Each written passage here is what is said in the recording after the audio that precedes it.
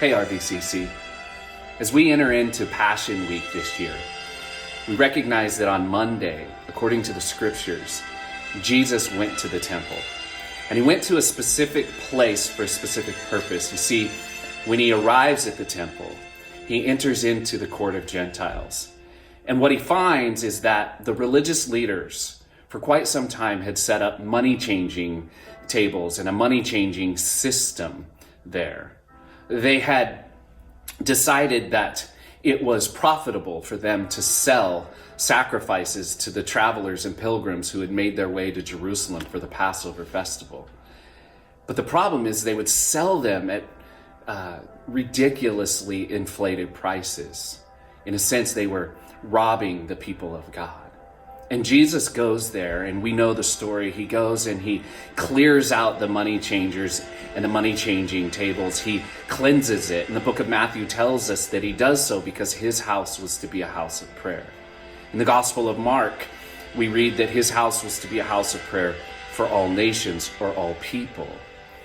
As we think about these things today, we recognize that God desires that anyone and everyone have an opportunity to come close to him, to get to know him, to accept him, to find his love and his grace.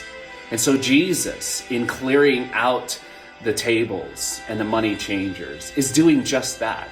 He's making sure and he's providing a way for everyone to come to know him. Now, what's interesting in Matthew chapter 21 and verse 14, right after doing this, we read that the blind and the lame came to him in the temple and he healed them.